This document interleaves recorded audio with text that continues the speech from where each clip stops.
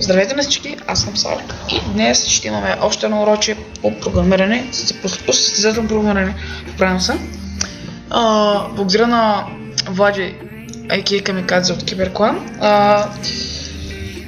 Въобще за подкрепата за всичко, което ми помогна в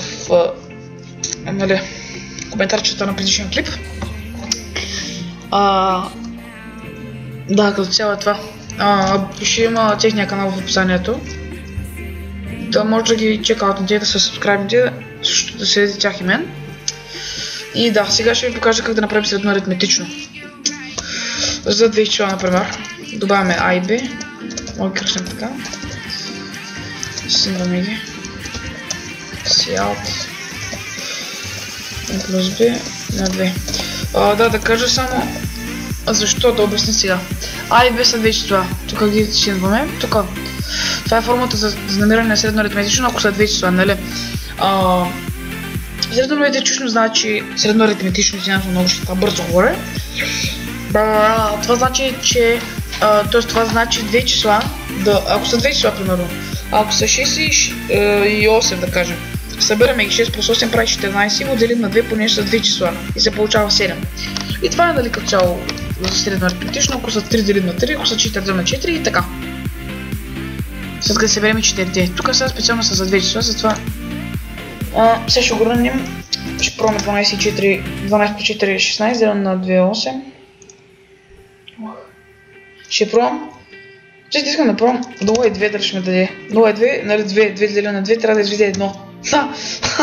Дори за нулата работи добре. Да, това е първият начин. Ще ви покажа аз два начина за намиране на две числа и на 3 числа.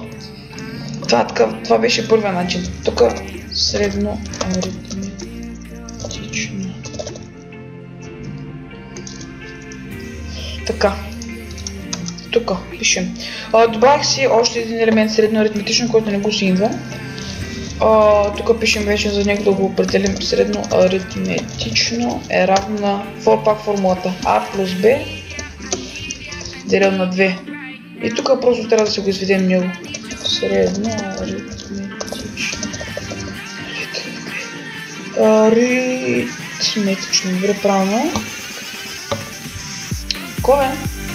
Да, точка запетая, като тук забравях. Извинявам се.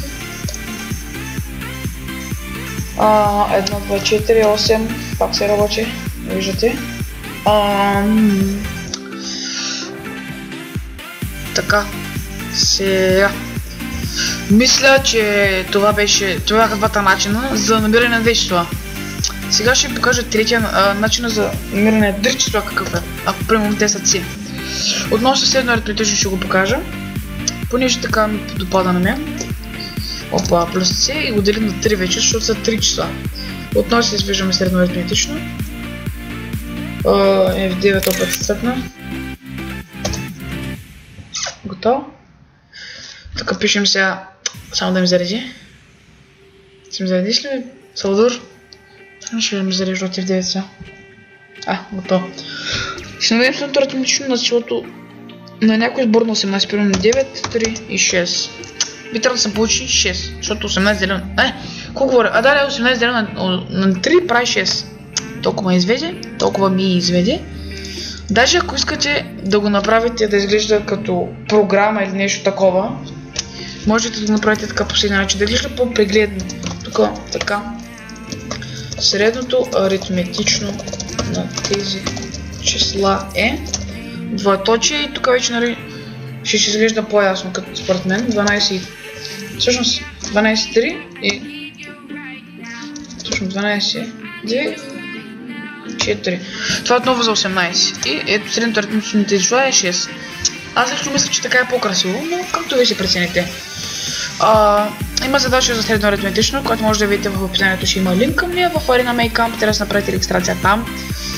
Или аз мога да ви дам готова регистрация, с която просто да се логните. Аз имам много регистрации, които не съм решавал нищо, просто съм направил за който не може да се регистрирам или има някакъв проблем. Втория начин е както преди малко ABC, тук просто извеждаме самото формулка тук. А плюс B плюс C до 3. И отново ще се получи То път ще пробвам за числото 21. 17, 2, 3. Чакайте. 1 и 3. От 21 делено на 3, 7. И ето го. Да, винаги когато искате да изведете текста, всъщност това мисля, че го бях казал предишен урок, но както и да е, трябва да има кавички.